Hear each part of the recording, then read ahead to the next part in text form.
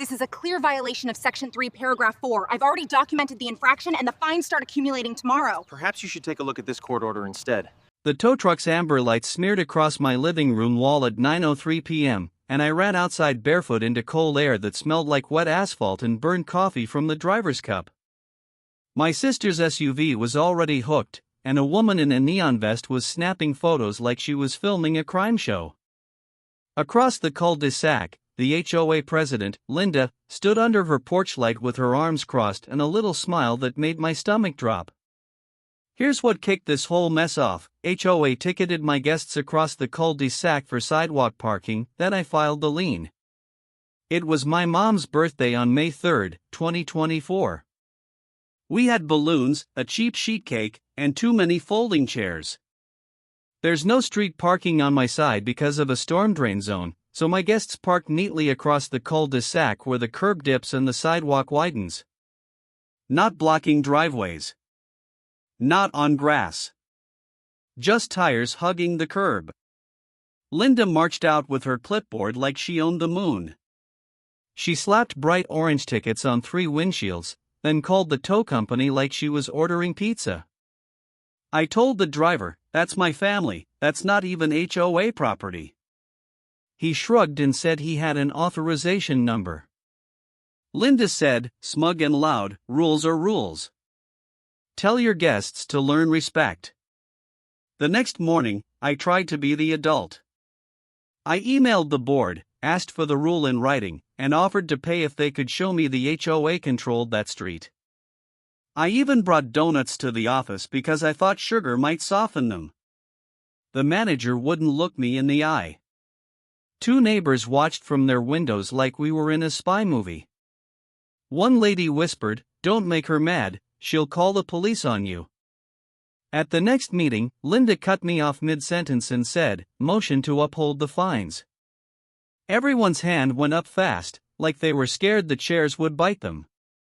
They fined me $350 for guest violations, plus admin fees, and sent letters to my mom's address by mistake, like a little extra slap.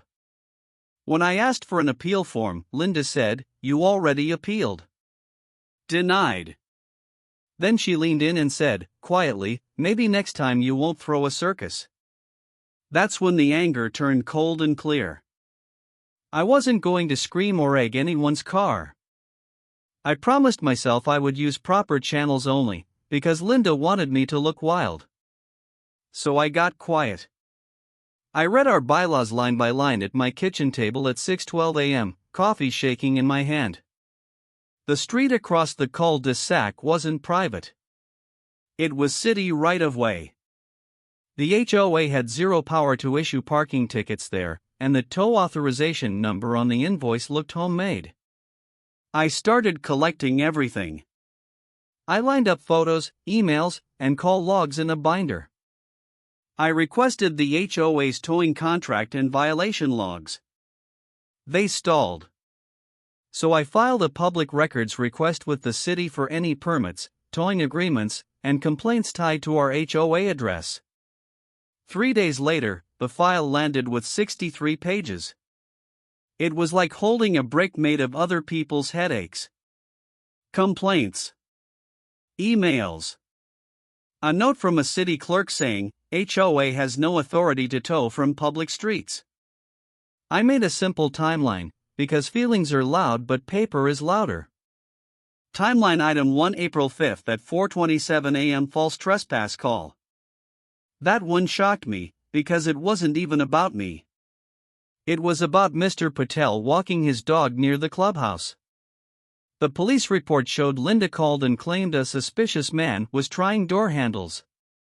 Mr. Patel lives here. Then there were 2 more calls in May, and 1 in June, all from the same number. I highlighted them in yellow. Patterns of false reports can be prosecuted. That line wasn't drama. It was printed right there on a city info sheet about misuse of emergency services. And it made Linda's little porch smile suddenly look dangerous, not powerful. So I decided my revenge would be a mirror. If she loved rules, I would show her the real ones. On June 18, 2024, I set a lawful trap. I hosted a small block cookout and told everyone to park exactly like before, across the Cul De Sac, tires to curb, no blocking. I also called the city parking office ahead of time and asked for an officer to swing by at 7:30 p.m. to confirm signage. I didn't say Linda's name. I just said there's confusion, and I need clarity. At 7:41 p.m., Linda appeared right on schedule, clutching her clipboard like it was oxygen. She started slapping orange papers on windshields again. This time, 3 neighbors were recording on their phones. Linda saw the cameras and got meaner. She said, "You people are harassing me." Then she did what she always did. She called the tow company. And the moment the truck rolled in, the city parking officer rolled in right behind it, lights on, calm as a Sunday. He asked Linda who authorized the tow. Linda puffed up and said, "The HOA did." He asked, "Is this private road?" She said, "It's our community." He pointed at the curb stamp and said, "This is city right-of-way. You can't ticket or tow here." The tow driver unhooked the car so fast you'd think it was on fire. Someone behind me snorted, and then the whole circle of neighbors started laughing. By 9 p.m., a clip of Linda arguing with the officer was in the neighborhood group chat with a caption that said HOA Karen gets checked. Linda didn't back off. She doubled down, which is what small bullies do when the light hits them.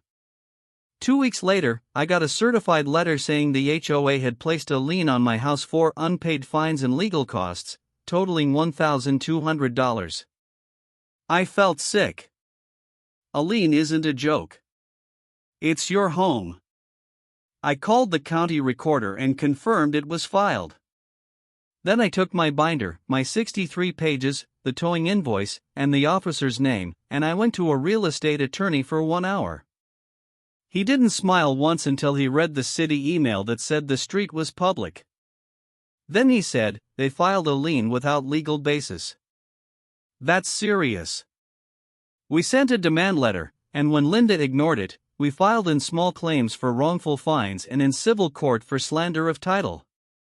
At the hearing on August 22, 2024, Linda showed up without a lawyer and tried to talk over the judge. The judge asked one question, "Do you have authority over that street?"